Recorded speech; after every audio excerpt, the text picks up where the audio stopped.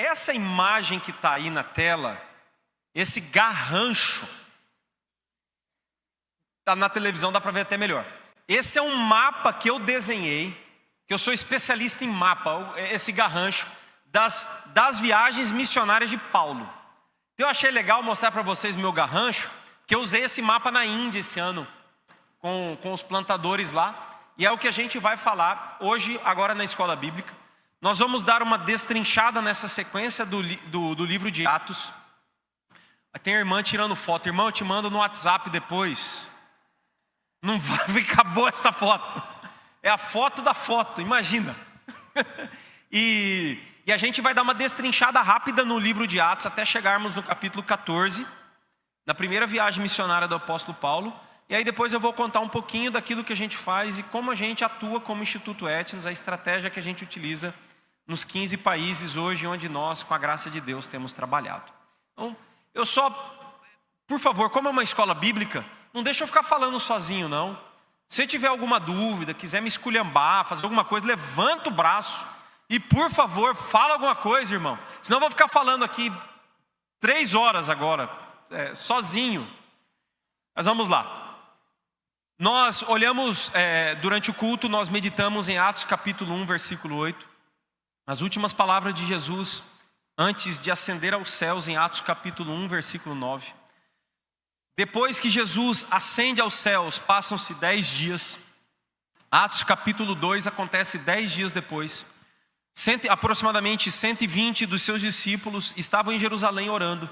Quando o Espírito Santo vem, o dia de Pentecostes, Atos capítulo 2, versículos 1 até o versículo 4.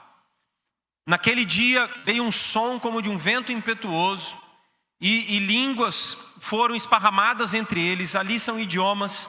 Como nós sabemos disso? A cidade de Jerusalém estava apinhada de gente naquele dia, por conta da festa de Pentecostes. Então tinha gente de tudo quanto é lugar, e eles falavam vários idiomas. Então as línguas que vieram naquele dia, aquelas pessoas foram idiomas que eles ouviam em seu próprio idioma, as grandezas do reino de Deus. E aquilo era um sinal que um novo tempo havia chegado. As línguas ali eram um sinal que chegou um novo tempo, que agora o reino deixaria de ser étnico para ser multiétnico. Aquilo que o Senhor tinha prometido a Abraão em Gênesis capítulo 12, versículo 3. Em ti serão benditas todas as famílias da terra. Todo tipo de gente, um reino agora multiétnico. O apóstolo Pedro pregou, 3.000 pessoas convertidas. Aí temos a igreja em Jerusalém, aquela igreja que era agarrada na Bíblia, agarrada na oração, na comunhão com Deus e na comunhão com os irmãos. A igreja começa a crescer. Atos capítulo 3, está lá Pedro e João andando, tem gente sendo curada. Aí eles são interrogados, são soltos. No finalzinho ali na transição de Atos capítulo 3 para Atos capítulo 4, mais 5.000 pessoas convertidas. Então a gente tem um avivamento acontecendo, 3.000, 5.000. A igreja estava bombando pelo poder do Espírito Santo. É isso que o Espírito Santo faz com a gente. Aí Atos capítulo 4, a igreja em oração, recebendo o poder do Espírito Santo para pregar com ousadia. Isso é o versículo 31 de Atos capítulo 4. Na transição de Atos capítulo 4 para Atos capítulo 5, aí você vai ver a oferta de Barnabé, muito generosa, Ananias e Safira, coração ruim. Aí em Atos capítulo 6, logo na sequência, a igreja começa a crescer, mas tem gente não sendo cuidada agora. Imagina aquele tanto de gente na igreja. Escolhem-se os primeiros 7 diáconos para cuidarem da igreja do Senhor. Um desses diáconos era Estevão. Estevão, em Atos capítulo 7 agora, ele é interrogado. Teologia bíblica da mais fina possível, precisa. Até que no finalzinho de Atos capítulo 7, Estevão é morto. E tinha um cara, um sanguinário, que consentia a sua morte. Atos capítulo 8, versículo 1, chamado Saulo. A partir de Atos capítulo 8, versículo 1, agora o evangelho começa a esparramar por toda a Judéia e Samaria, cumprindo-se a profecia, eu disse para vocês no sermão há pouco, de Isaías capítulo 49, versículo 6. Agora o evangelho vai chegar também aos samaritanos. Em Atos capítulo 8 isso acontece. Atos capítulo 9, agora chegou a hora do Senhor chamar para si aquele que o perseguia. Aquele que andava com a culcre na mão, cortando a cabeça dos outros. Agora, ele não caiu do cavalo, irmão. Ele não tem cavalo na história, lembre-se disso. Atos capítulo 9, ele cai ali cego. E então, ele depois é curado, cheio do Espírito Santo, aprende e vai pregar o Evangelho. Atos capítulo 10, agora nós temos a casa de Cornélio, quando agora o nosso Senhor vai tratar com um cara chamado Pedro. Ô Pedro, bicho complicado. Ele estava lá em Jope, teve uma visão, viu aquele lençol cheio de bicho, e ali era para dizer para ele que o Evangelho agora é para todo tipo de gente. Tanto que o Senhor leva ele até a casa de Cornélio. E no finalzinho do capítulo 10, vem o Espírito Santo. E aquele povo ali, aí de novo aquela palavrinha que os irmãos gostaram ontem. Flávio me mandou uma mensagem. Reteté do original, meu irmão. Em Atos capítulo 10, lá na casa de Cornélio. E aqueles irmãos são cheios do Espírito Santo. E ali já é uma pitada que os gentios também receberiam do mesmo Espírito. Esse é o texto que eu queria citar ali no sermão. É Atos capítulo 11, versículo 15, quando Pedro e João voltam então agora, Pedro está agora em Jerusalém falando, o mesmo Espírito que veio no dia de Pentecostes, veio agora também sobre os gentios. Atos capítulo 12, perseguição pesada, até que chegamos em Atos capítulo 13. E aqui nós temos a minha igreja queridinha, igreja de Antioquia na Síria.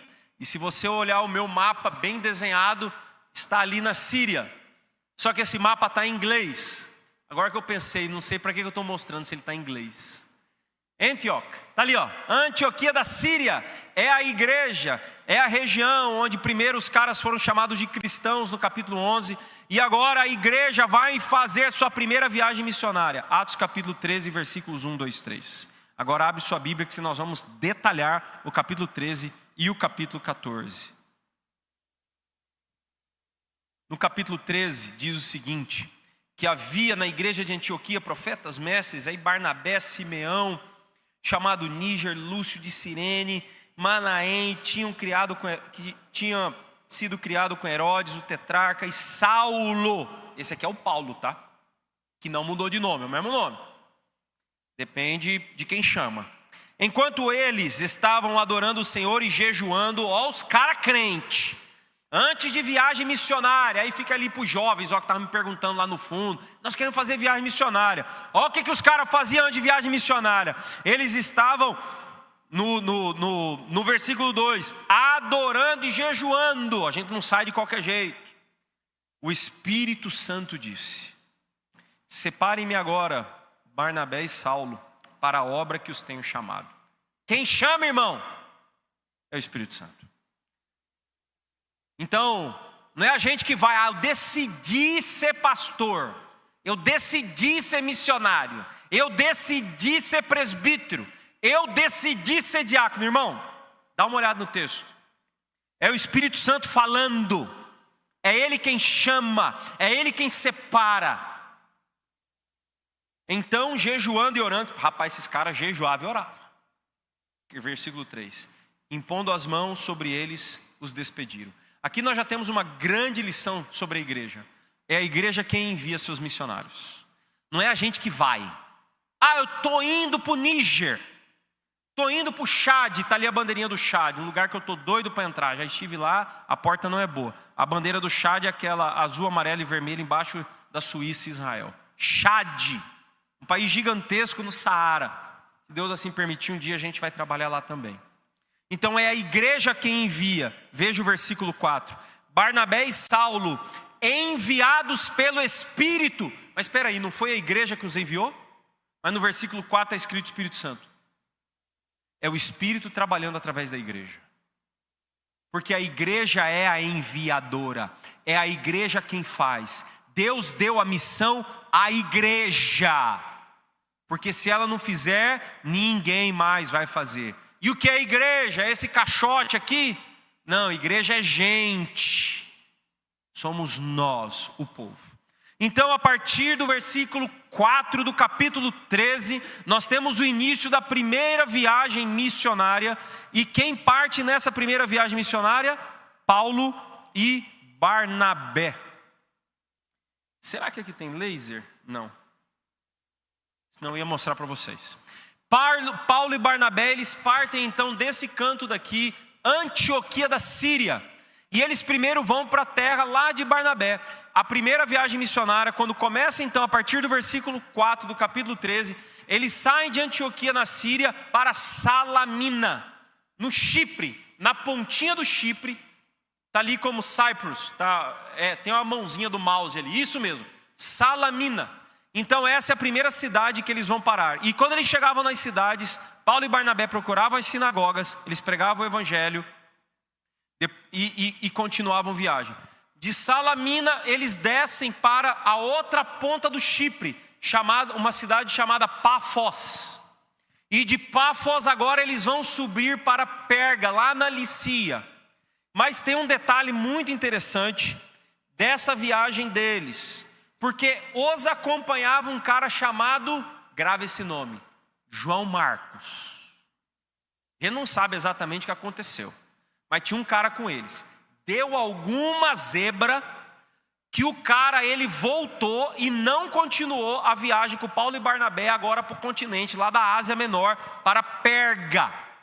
Depois de Perga, eles vão subir mais um pouquinho para outra Antioquia. Não confunda as Antioquia. Agora é Antioquia na Psídia. E eles vão subir agora de Perga para Antioquia na Psídia, onde no capítulo 13, a partir do versículo 16, Paulo vai pregar naquele lugar. Então Paulo começa a pregar em Antioquia da Psídia, a partir do versículo 16, ele começa trazendo o Antigo Testamento, e aí depois ele vai começar a aplicar o Cristo a partir do versículo 25 do capítulo 13. Porque não há mensagem sem Cristo, não há pregação sem Cristo, precisamos apresentar o Cristo.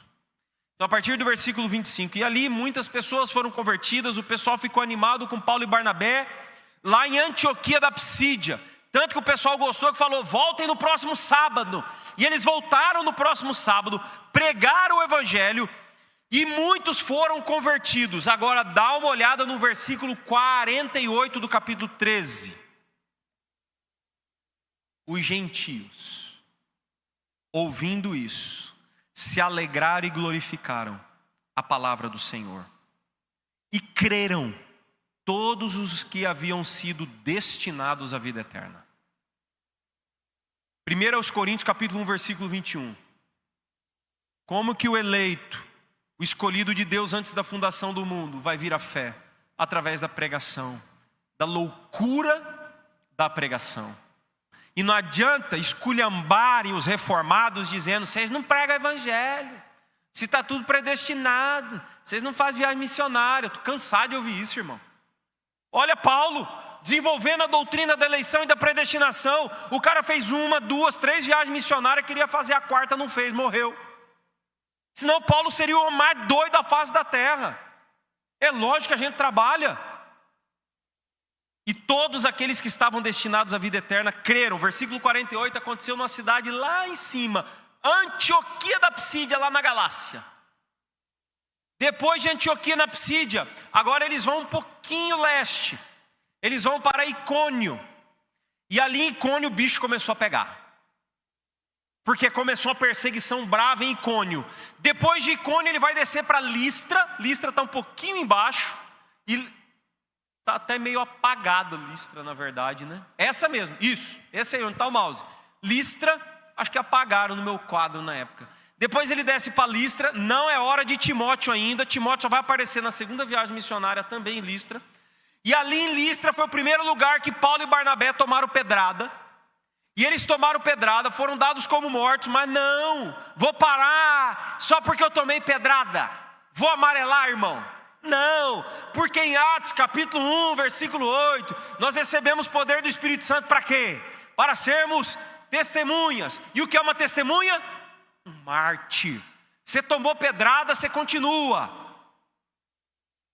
Você tomou chibatada, você continua. A porta fechou, você não arrega, você dá meia volta e acha outra. É assim que a gente avança, irmão. Porque Paulo, depois de Listra, ele foi terminar a viagem missionária dele, a primeira em Derbe. E aí eu gostaria de chamar a sua atenção para Derbe. E nós já estamos lá no capítulo 14, no finalzinho da primeira viagem missionária. Por favor, atenção agora ao versículo 21. E aqui nós vamos fazer algumas aplicações. Veja a estratégia do apóstolo Paulo. Está escancarada para a gente a partir do versículo 21. Olha essa sequência. Versículo 21 no capítulo 14. E tendo anunciado o evangelho naquela cidade. Primeiro, pregação. Está escrito aqui.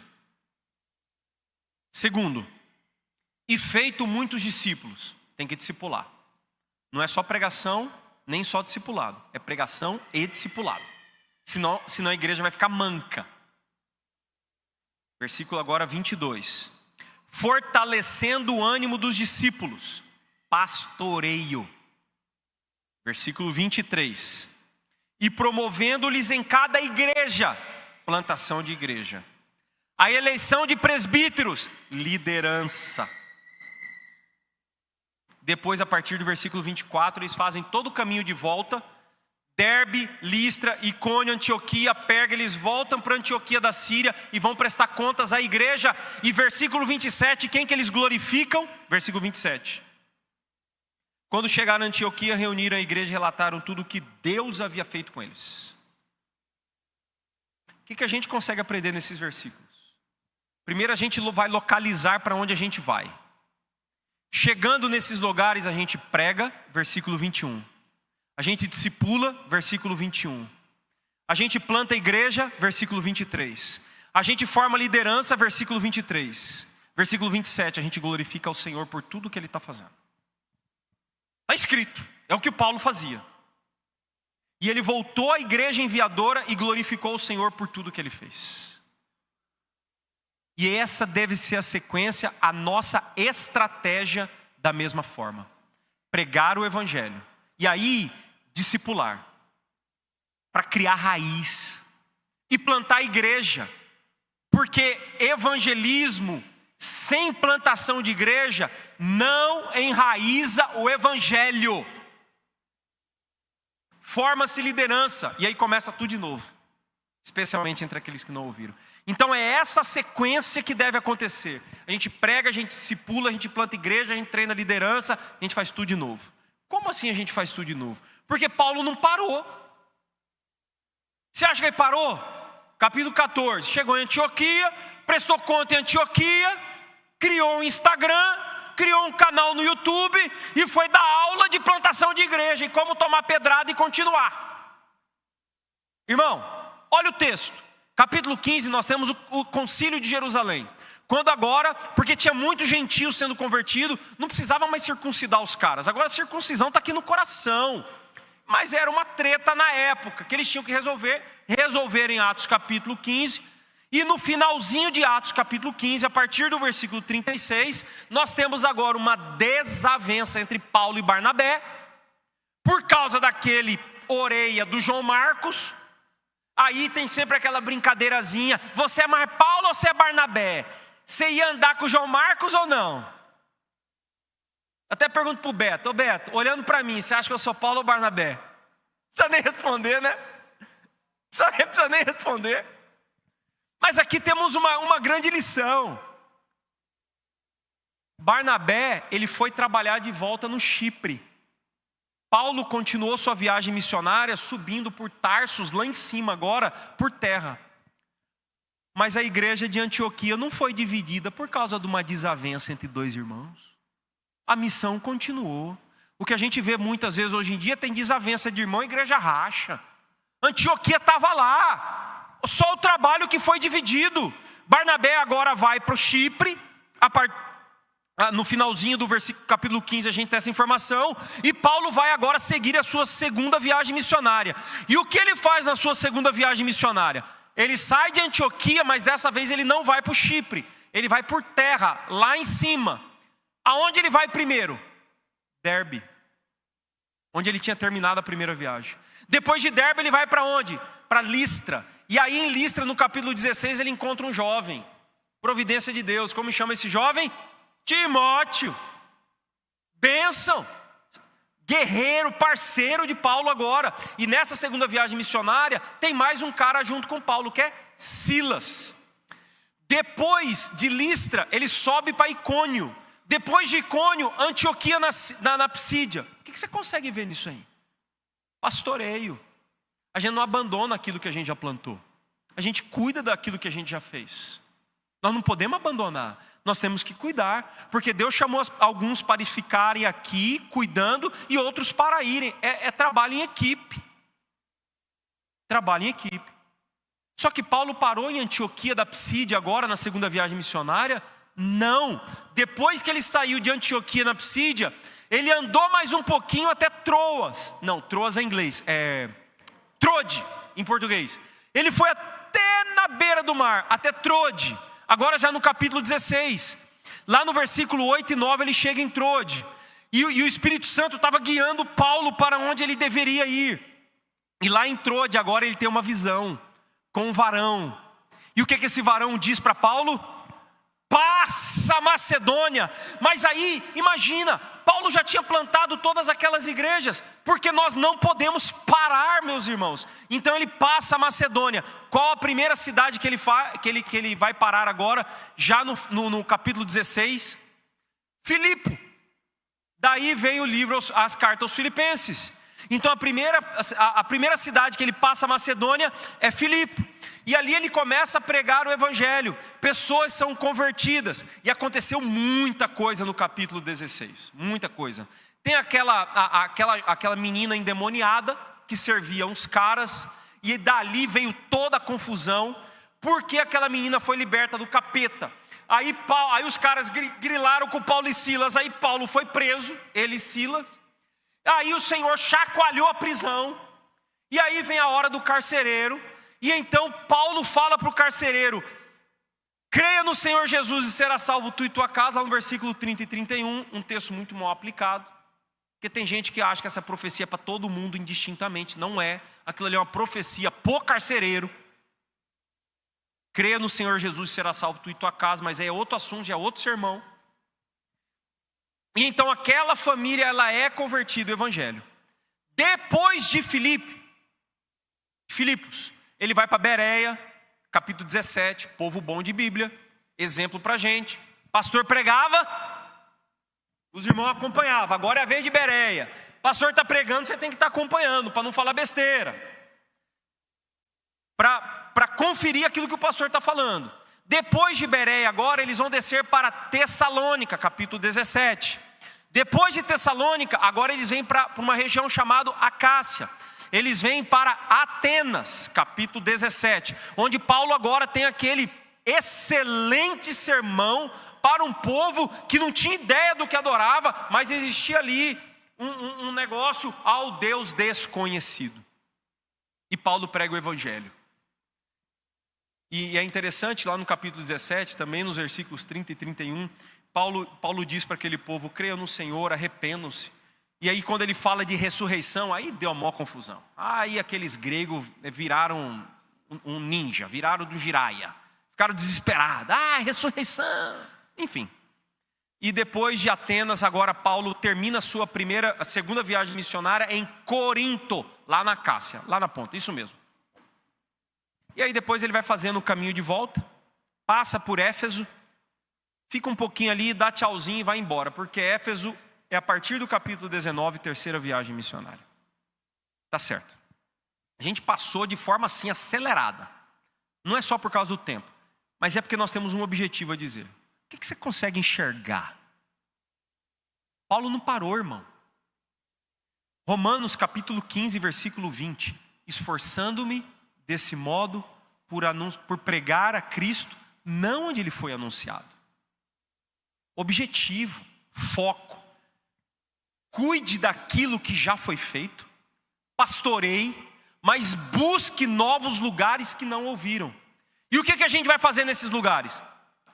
Volta para o capítulo 13, capítulo 14, versículo 21, 22 e 23. A gente vai pregar, A gente vai discipular, a gente vai plantar a igreja, a gente vai treinar a liderança. E nós vamos para outro lugar, e nós vamos continuar fazendo isso. Essa é a lição. A gente não pode parar. Porque você se lembra do número? 7.541 povos ainda não ouviram o que você está ouvindo essa manhã a respeito de Jesus Cristo. Nós não podemos parar. Olha o que Paulo fazia. E ainda tem a terceira viagem missionária, quando a igreja de Éfeso agora é plantada. Enquanto isso, liderança surgindo como Apolo, que aprendeu a respeito do evangelho lá em Éfeso e depois foi cuidar da igreja de Corinto. E o evangelho chegou até nós hoje. Nós somos hoje o cumprimento daquilo que Jesus disse aos seus discípulos até os confins da terra. Nós somos os confins da terra. Por isso que agora é de forma simultânea até onde a gente puder alcançar. Agora um pouquinho a respeito do nosso trabalho. Qual é o foco exato do Instituto Etnos?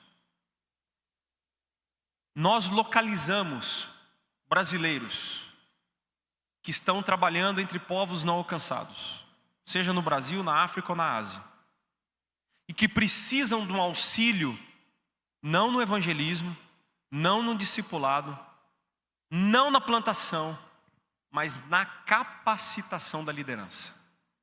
Esse é o nosso foco.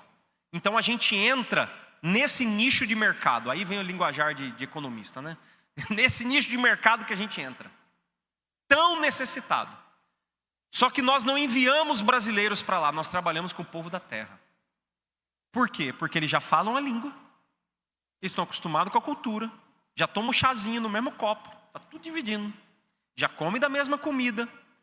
É muito mais eficaz, porque dentre a recursos escassos iguais nós temos, humanos e financeiros, nós temos que otimizar aquilo que nós temos em mãos. Então, localizamos essas pessoas, capacitamos essas pessoas para que elas façam a roda girar mais rápido, porque aí nós as enviamos para que elas possam evangelizar, discipular, plantar a igreja, treinar a liderança, e assim nós vamos mais longe. Ou você acha que nós temos acesso a Maradi, no Níger? Não temos. Mas um fulano em Wodab, ele tem. Ou você acha que a gente consegue viver no Mali, mas uma Sina, ele vive. Então esse tem sido o nosso trabalho nos últimos 6, 7 anos. Trabalhamos no Brasil, especificamente entre indígenas, na cabeça do cachorro. Encerramos agora o módulo 5. Formamos parte da etnia Yurupdé, que foi pioneirada pelo irmão e pastor Cássio Silva, hoje um dos executivos da PMT. Trabalhamos no Pará com a etnia Arara. Ali temos alguns missionários da PMT, como Isaac Shirley, são lendas da tradução da Bíblia, que eu tive o privilégio de conhecer. Também ali Alessandro e Joyce, missionários da PMT. Sabe o que é a PMT, né? Agência Presbiteriana e Missão Transcultural. Temos ali 2 irmãos da PMT, que têm se dedicado aqui no Brasil a cuidar de outros missionários também. Nosso pastor Beto e Vanja. Então nós localizamos aqui no Brasil esses irmãos, e aqui pertinho da gente, igual eu citei no sermão, a etnia Guarani Umbuá, a PMT mandou no ano passado o pastor Luiz, e agora um outro irmão chamado GG, e nós temos colaborado com eles mensalmente, enviando jovens, tem jovens ali, alguns esparramados por aqui, mensalmente. Meu filho também tem ido, e no sábado vai de casa em casa, batendo nos indígenas na porta e pregando o evangelho para realizar um culto no domingo, para colaborar com o trabalho que já está sendo feito. Também temos incentivado, por exemplo, a nossa igreja, e aí foi um pedido, acho que do presidente da UMP aqui, eu não sei nem onde é que ele está, mas enfim, ali ele, é o que vocês pediram ali fora. Há alguns anos temos realizado viagens missionárias a IP Alpha, só que nós botamos um foco para IP Alpha. Vocês não vão sair lá da bolha que se chama Alphaville, São Paulo, para ir para outro lugar do Brasil para pintar a casa de índio. Contrata um pintor que ele faz isso melhor que a gente, é mais barato. Se nós vamos para algum lugar realizar uma viagem de curto prazo, nós vamos pregar o evangelho, fazer discípulo e plantar a igreja.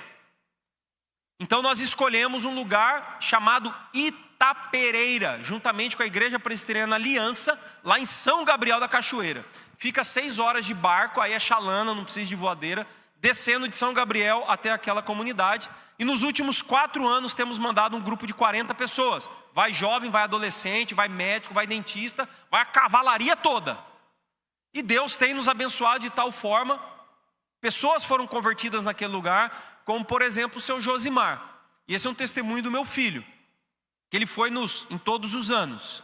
Eu não vou nessas viagens porque eu já tomo muita picada de mosquito durante o ano. Aí chega julho, aí eu preciso descansar também, né? Aí eu fico com saudade da minha esposa. Então deixa os meninos tomar picada em julho. Então, foi interessante que em uma das casas que o Caio, nosso filho, teve a oportunidade de entrar com outros jovens e evangelizar. Ali estava seu Josemar, bebum, os índios bebem muito. E depois de apresentar o evangelho, foi muito interessante que ele escreveu no chão, e ele pediu assim, posso escrever no chão em português aquilo que eu vou orar em tucano. Homem, Deus, pecado. E então ele orou em tucano, confessando a Jesus como Senhor dentro de sua casa. Isso foi julho do ano passado. Em dezembro, Josemar morreu. Mas, meu irmão, alguns jovens, adolescentes, dentistas, médicos, adultos, saíram da bolha chamado Alphaville, São Paulo, e foram lá para a cabeça do cachorro, para evangelizar, discipular e plantar a igreja. Viagem missionária não é pintar casa de índio nem carpir lote. É evangelizar, discipular e plantar a igreja junto com a igreja local. Façam viagens de curto prazo. Isso inflama o coração de todos e da igreja. Então esses são os lugares que trabalhamos no Brasil. Trabalhamos também na parte sul da África. Como eu disse ontem e hoje, a parte sul da África, de Uganda para baixo, o tópico de Capricórnio para baixo, muito alcançado pelo evangelho, mas é uma igreja com pouquíssimo discipulado. E aí a gente tem que ouvir as baboseiras que a gente ouve, como por exemplo um pastor perguntar para mim se era certo armar uma fogueira, pedir para os crentes pular a fogueira para ser batizado com fogo. Você está rindo? Isso é pergunta de pastor. Ontem eu contei para os irmãos, eles acharam até graça. Um evangelista chegou para mim e falou: pastor, você precisa tirar 2 demônios de mim. Evangelista, aluno nosso. Falei, beleza, vem cá. E eu levei ele para o fundo da igreja, né, para o capeta não dar showzinho. Falei, conta aí, que demônio que é esse? Ele falou, o demônio do empréstimo.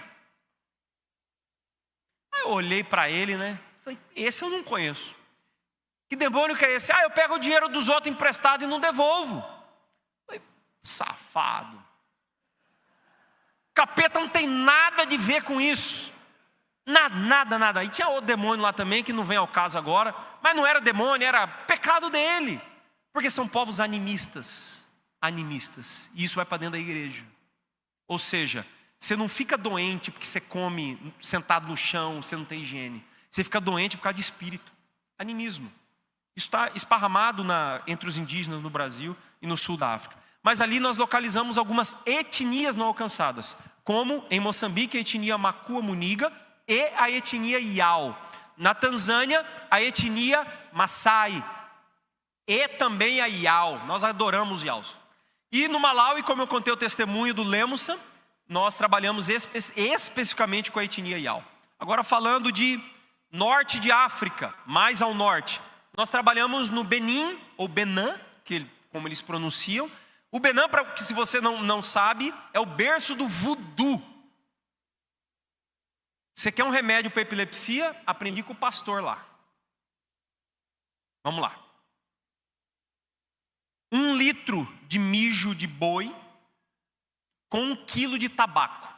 Mistura bem. Se for criança, dá um copinho 2 vezes ao dia.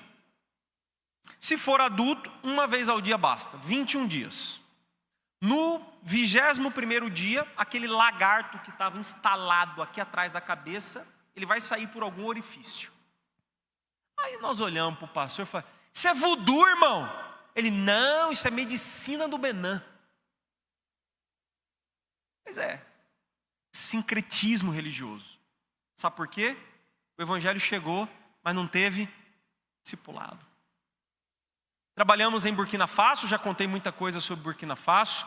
Trabalhamos no Níger, trabalhamos no Mali. No Níger, com as etnias, aí tem bastante: Gurmanché, Hausa, Fulani e Wodabi. Trabalhamos também no Mali, especificamente com a etnia Fulani e Massina, talvez o povo menos alcançado que a gente trabalha.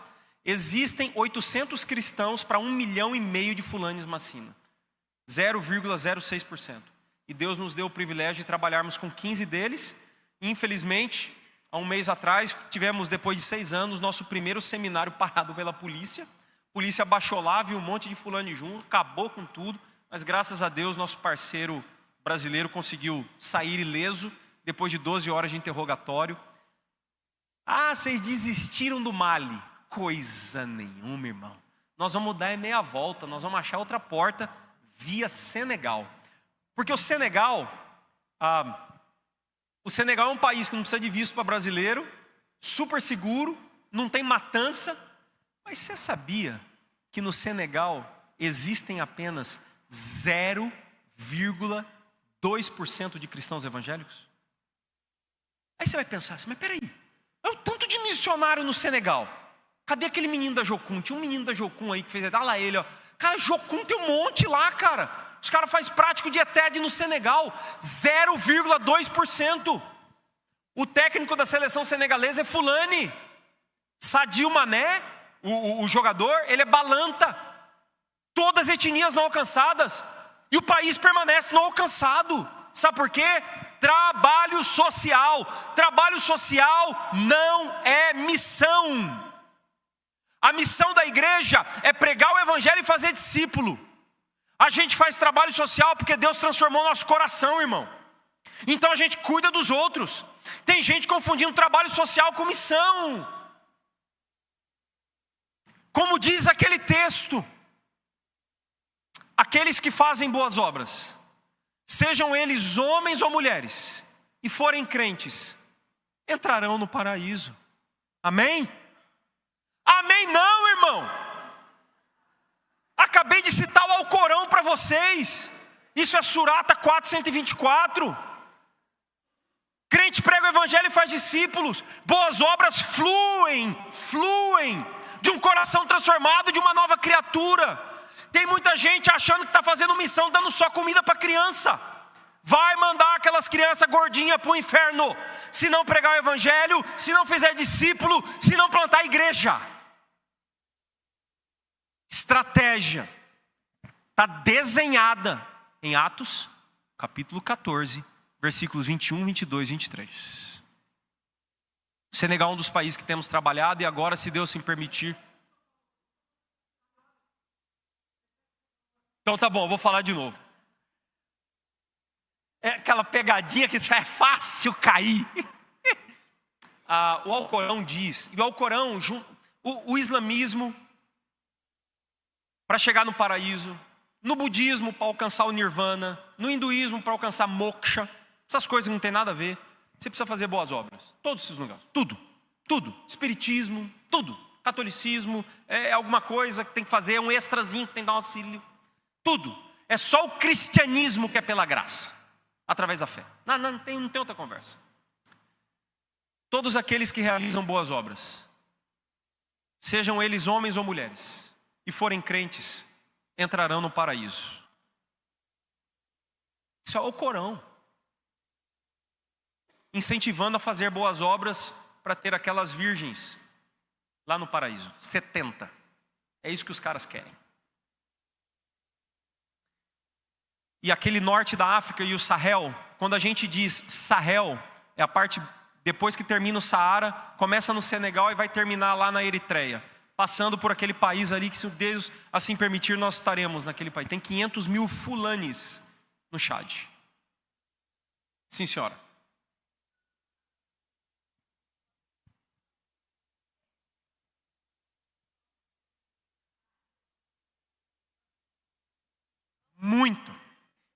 Demais, demais a conta. Por exemplo, o pastor Ali, lá no Mali, reclamando pra gente. Não estão mais aguentando os islâmicos. Eles chegam com a caminhonete na frente do nosso culto, lotado de arroz, e tirando os irmãos da igreja. Sim, eles bancam as comunidades, só para não estarem na igreja. Eles têm avançado de forma terrível. Terrível, terrível, terrível. Também. Eles têm trabalho evangelístico e bruto. Acho que ontem eu contei para os irmãos, pastor Issa, lá em Burkina Faso, me fez uma pergunta, ano passado.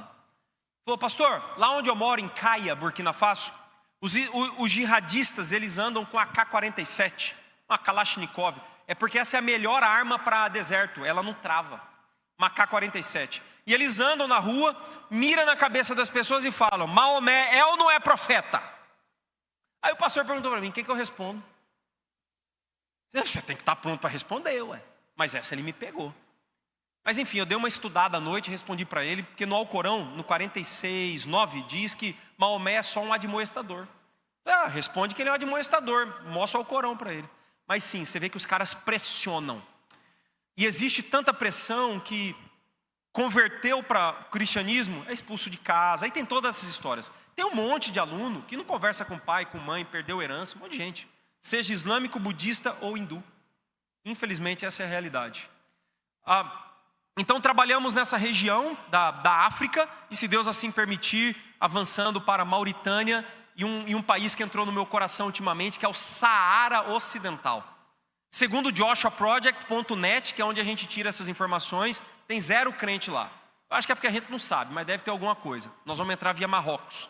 Marrocos, para os irmãos terem ideia, tem 0,09 de cristão evangélico. Próxima vez que você for passear em Marrakech, Casablanca, você lembra disso. Quer ver outro país que todo mundo quer ir, mas é terrível? Maldivas.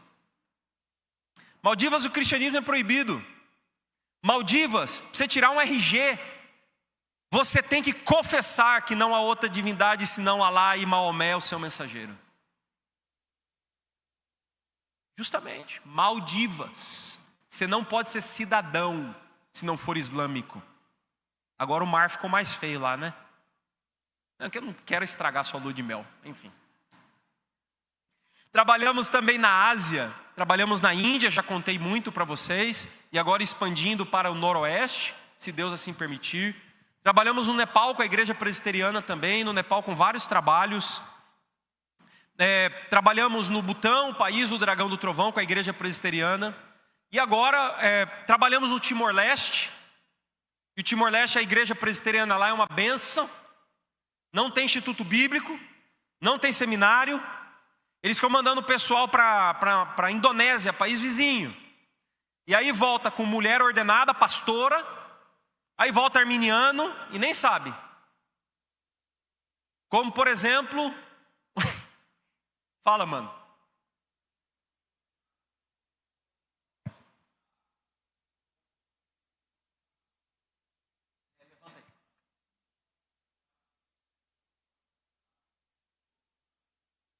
Com certeza, cristãos ortodoxos, como por exemplo na Etiópia.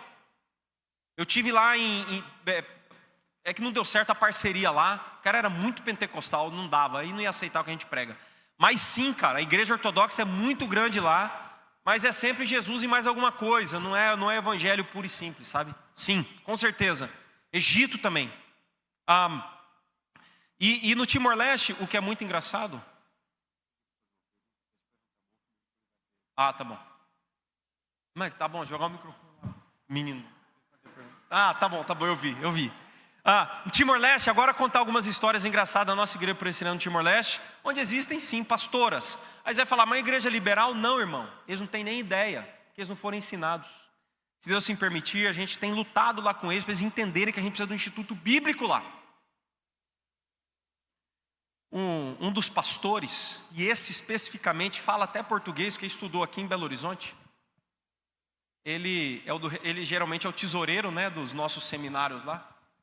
Aí o pastor Gessé Fogaça chegou para ele: irmão, preciso aí das notas fiscais, a gente precisa prestar conta para o Maurício, tal, do gasto. Aí ele vira para o pastor brasileiro e fala assim: não tem as notas fiscais, tuiu comeu, tuiu pegou. Sabe o que é tuiu? Gnomo, em teto. Gnomo, irmão. Pastor da igreja presbiteriana que crê em gnomo. Seu Américo, ô veinho louco, já participou de um seminário nosso, não tem quase dente na frente.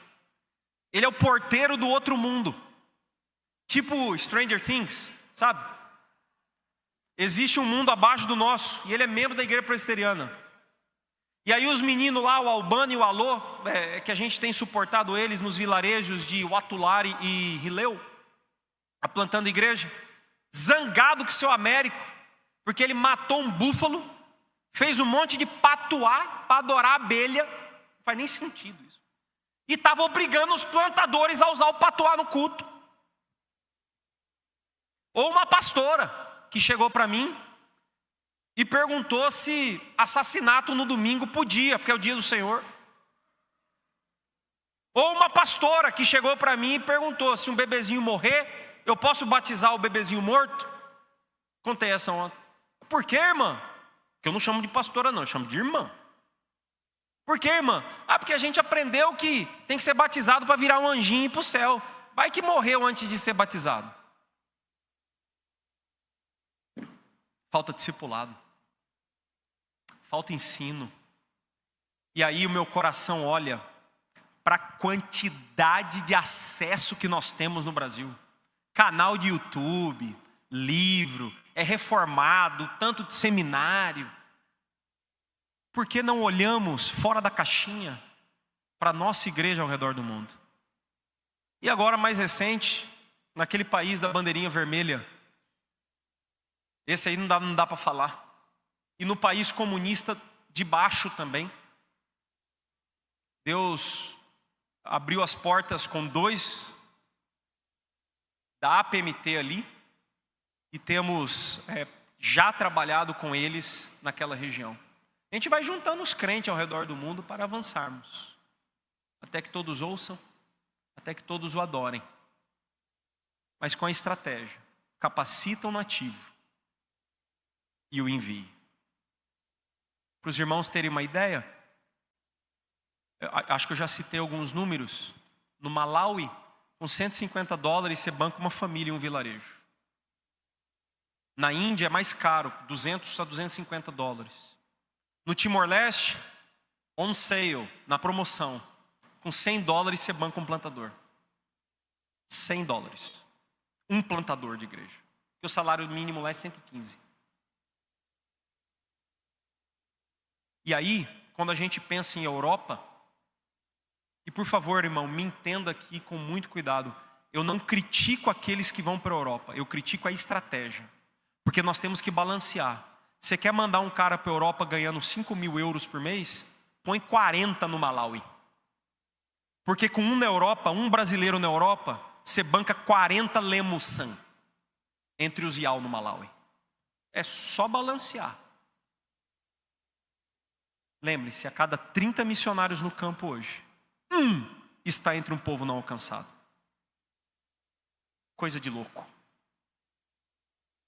E aí? O que nós vamos fazer? Acho que meu tempo já deu. 12:20. Tá bom demais. Alguém tem alguma pergunta? Ou vocês querem almoçar? Fala, meu irmão. Na Oceania, qual é o trabalho que está sendo feito lá? A Oceania hoje é o continente, entre continentes, com pouquíssimos povos não alcançados. Quase não tem mais. Tonga, Vanuatu, Samoa, extremamente alcançado. Agora, existem outros países como Austrália e Nova Zelândia, aí já está virando igual a Europa. Pós-cristão. Liberalismo teológico. Como, por exemplo, a nossa igreja na Austrália. Liberal. Então, é necessário, como a Europa é necessário, mas também tem que ser balanceado. Porque a maioria das pessoas lá já ouviram. E hoje no mundo, se eu não me engano, é 86% dos hindus, islâmicos e budistas não conhecem sequer uma pessoa que é cristã evangélica. Então, que a gente tente balancear. E fica, obviamente, o meu desafio à igreja, ao conselho da igreja, para olhar globalmente e avançar, se necessário, com esses obreiros nativos. Não é porque estou vendo, calma. Não é porque é mais barato, mas porque é eficaz. Fala. Quem quer falar? Tem microfone? Tem.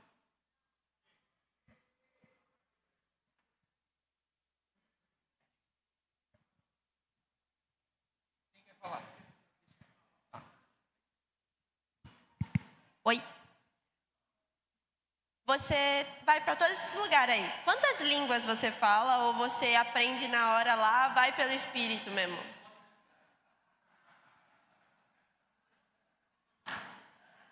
O que foi?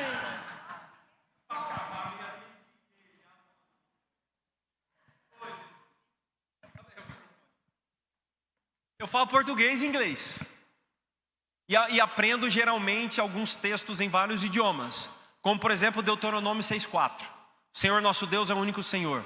Yehovah mulungu atu Yehovah indimoja. Por exemplo, isso é Tichewa. Jomirado lambdo ontawoni jomirado goto. É fufude. E aí eu vou aprendendo algumas coisinhas assim. Decoro algumas músicas. Mas meu inglesinho tá dando pro gasto. Sempre tem alguém que fala o inglês nesses lugares. Sempre tem. Alguns são pastores e quando não tem fácil a gente contrata alguém. Mas sempre tem, inglesinho, cara. Um inglesinho dá pra... Mas tem que falar fluente. A única coisa é minha esposa e meu filho rindo de mim quando eu mando áudio pros caras do outro lado do Brasil. Cara, aí você não pode ter sotaque americano. Você tem que ter um sotaque dos caras. E aí o inglês fica horrível. Porque senão eles não entendem. Entendeu? Enfim, isso é outra história. Inglês. Quer trabalhar? Inglês. Tem erro. Meu irmão, por favor.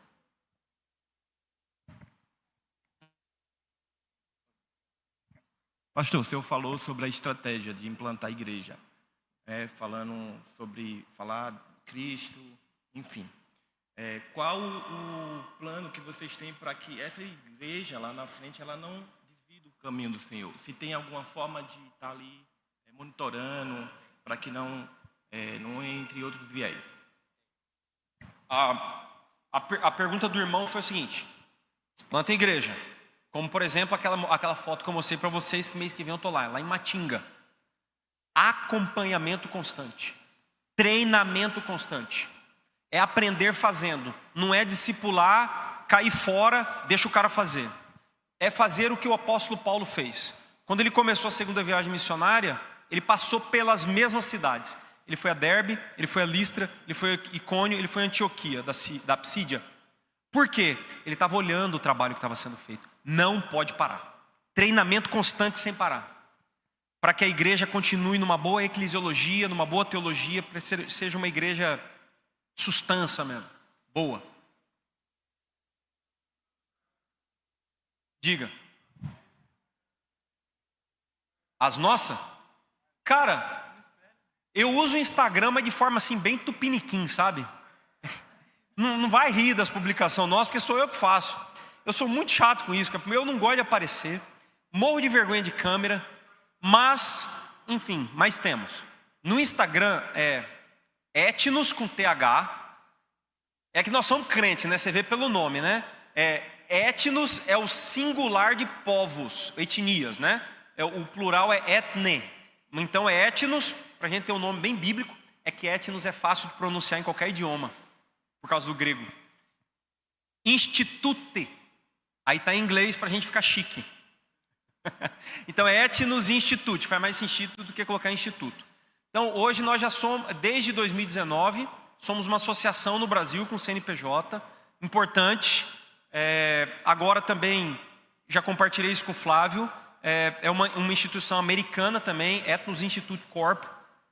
justamente para avançarmos para um país onde vai facilitar muito a transferência de recursos ao redor do globo. Por exemplo, num dos países socialista que trabalhamos, aquele que brigou com os Estados Unidos lá nos anos 70, só para a gente tirar um CNPJ, $150 mil. Só o CNPJ. Você tem que ter na conta. Agora, $150 mil dói para um brasileiro, né? 800, 900 conto. Agora, para um americano é diferente. Então, nós buscaremos alguns parceiros para justamente isso.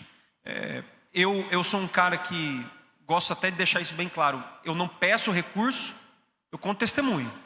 Isso nós continuaremos fazendo. A gente conta o que a gente está fazendo. E sempre tem algum irmão que entende, Deus fala com ele e colabora conosco. Como, por exemplo, semana passada em Burkina Faso, precisávamos de 2 casas a mais. Uma casa no lugar, no Jamburi, quem não estava aqui ontem à noite não sabe o que é, quem mandou não vir no culto, só vem no domingo na igreja. Jamburi é uma propriedade de 1,5 hectare em Burkina Faso. Eu vi que você está com o microfone. E ali hoje nós temos 60 refugiados, a igreja está plantada, é uma etnia fulani. Nós já construímos 16 casas, agora vamos para 18. Cada casa tem 3,5 por 4, custa $1.000, R$5.500 hoje, né? É barato mesmo. Com $1.000, você constrói uma casa para uma família. Enfim. Então, compartilhamos, testemunhamos ao irmão. Eu quero construir mais 2. Beleza, irmão, está aqui a conta.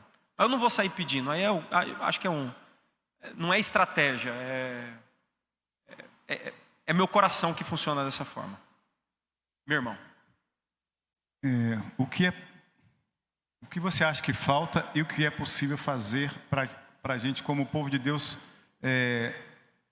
corrigir a rota com relação a essa questão de cada 30 missionários evangélicos no mundo, só tem onde a necessidade é maior de missionários. Assim, pensando no todo, na igreja, de uma forma geral, e assim, aí eu estou do lado do pastor, que qualquer coisa ele toma o microfone, mas para desafiar esta igreja a mudar isso, essa visão, a partir daqui. Se as outras não vão fazer, não tem importância, a gente vai. Assim, o que é necessário acontecer? Um novo Pentecostes, não, né? Não, não tem novo Pentecostes, não tem jeito mais. Já foi história da redenção, né? Dentro da pergunta do pastor Beto, o que podemos fazer?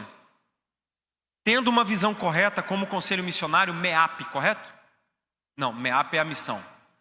Maré, MEAP é a missão, Maré. O Maré dando essa visão ao conselho da igreja e apresentando projetos que estão focados especificamente entre aqueles que nunca ouviram. Até 6 anos atrás, a IP Alpha tinha, falando da minha igreja, 18 projetos transculturais, não podia nem falar de transcultural, tinha um monte de projeto. Então a gente vem migrando esses projetos bem focados. Hoje a IP Alpha tem 40. Nós suportamos 40 projetos. Destes, 18 são nativos. Então hoje, nós reformulamos o nosso estatuto. Se não se encaixar na visão de evangelismo, discipulado, plantação de igreja, e mais especificamente entre aqueles que nunca ouviram, irmão, não se encaixa no nosso estatuto. Como, por exemplo, uma irmã mandou um projeto da Colômbia. Eu mesmo liguei para ela, falei, irmã, já tem até presbitério na Colômbia. Você está indo para uma cidade, você está indo para Medellín. Você não está indo nem para um povo não alcançado na Colômbia. Eu falei, não, é verdade. Ela entendeu. Eu falei, o nosso foco não é esse. Como, por exemplo, acabamos de adotar um casal da PMT agora que está indo para o Camboja. Vai aprender a língua, primeiro vai morar em Phnom Penh, na capital, e depois está indo para o norte do Camboja, divisa com Laos. Extremamente não alcançado. Estive lá há 4 meses atrás. Foco para balancearmos o desbalanço. Enfim. Ok. Nós vamos... Tá. Eu sei que a gente precisa terminar. Tem... O pastor está olhando para mim. Eu e Paulo. Tem povos não alcançados no Brasil? Tem. Ainda existem povos quilombolas, por exemplo, apesar que nós temos 1.300.000 quilombolas no Brasil, mas 1 milhão mora na cidade já. Mas ainda existem alguns lugares. Temos povos como, por exemplo, o irmão falou, povos ribeirinhos, de monte. E povos indígenas. Uma população de 1 milhão de indígenas, por exemplo. São 164 etnias não alcançadas, com menos de 2%. E destas, 99 são não engajadas. 0, tem nada. 99 etnias não engajadas. Tem muita ainda. Apesar de termos uma igreja em cada esquina e 1/3 do nosso país ser cristão evangélico, né? Tem chão ainda. Tem chão.